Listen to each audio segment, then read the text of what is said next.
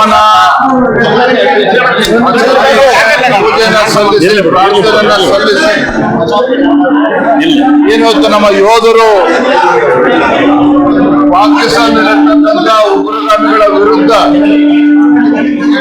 ಇವತ್ತೊಂದು ಹೋರಾಟ ಪ್ರಾರಂಭ ಆಗಿದೆ. ಈ ಒಂದು ಹೋರಾಟದಲ್ಲಿ, ಒಂದು ಯುದ್ಧದಲ್ಲಿ ಭಾರತಕ್ಕೆ ವಿಜಯ ಸಿಗಬೇಕು. ಇವತ್ತು ಉಗ್ರಗಾಮಿಗಳು ಏನು ಇಡೀ ಜಗತ್ತಿನಲ್ಲಿ ಒಂದು ರೀತಿ ಮಾರಕ ಆಗೋ ರೀತಿಯಲ್ಲಿ ಇವತ್ತು ರಕ್ತದೊಕ್ಕಳಿ ನಡೆಸ್ತಾ ಇದ್ದಾರೆ. ಇದರ ವಿರುದ್ಧ ಒಂದು ಪ್ರತಿಕಾರವನ್ನು ತೆಗೆದುಕೊಳ್ತಕ್ಕಂಥ ದಿಟ್ಟ ನಿರ್ಣಯವನ್ನ ದೇಶದ ಹೆಮ್ಮೆ ಪ್ರಧಾನಮಂತ್ರಿ ನರೇಂದ್ರ ಮೋದಿಜಿಯವರು ಕೈಗೊಂಡಂತ ಸಂದರ್ಭದಲ್ಲಿ ಪಾಕಿಸ್ತಾನದಲ್ಲಿ ಏನು ಉಗ್ರಗಾಮಿಗಳ ಅಡುಗು ತಾಣಗಳಿದ್ದಾವೆ ಅದರ ಮೇಲೆ ದಾಳಿ ನಿನ್ನೆಯಿಂದ ಪ್ರಾರಂಭ ಆಗಿದೆ.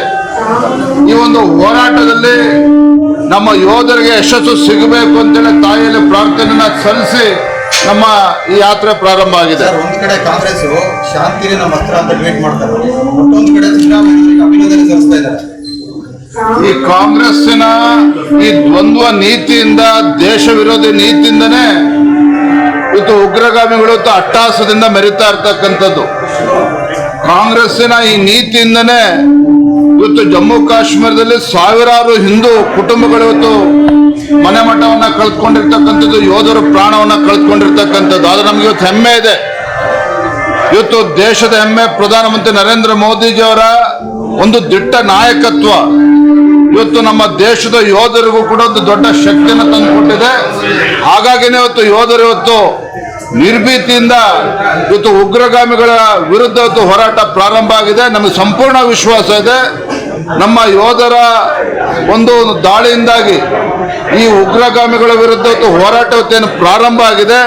ಈ ಹೋರಾಟದಲ್ಲಿ ಭಾರತಕ್ಕೆ ಯಶಸ್ಸು ಸಿಕ್ಕೇ ಸಿಗ್ತದೆ ಅನ್ನೋ ವಿಶ್ವಾಸ ನಮಗೆ ಸಂಪೂರ್ಣವಾಗಿದೆ.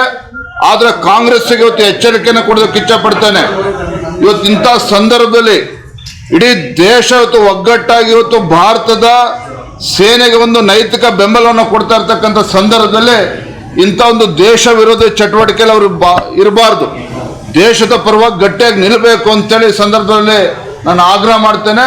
ಮತ್ತು ಈ ರೀತಿ ನಿಲುವುಗಳನ್ನೇನು ತೆಗೆದುಕೊಂಡಿದ್ದ ರಾಜ್ಯ ಕಾಂಗ್ರೆಸ್ ಇವತ್ತು ಶಾಂತಿಯನ್ನು ಸ್ಥಾಪನೆ ಮಾಡಬೇಕು ಅಂತೇಳಿ ಅದನ್ನ ಬದಿಗಿಟ್ಟು ಯೋಧರಿಗೆ ಧೈರ್ಯ ತುಂಬತಕ್ಕಂಥ ಕೆಲಸ ಮಾಡಬೇಕು ಅಂತೇಳಿ ಈ ಸಂದರ್ಭ ಆಗ್ರಹವನ್ನು ಮಾಡ್ತೇನೆ.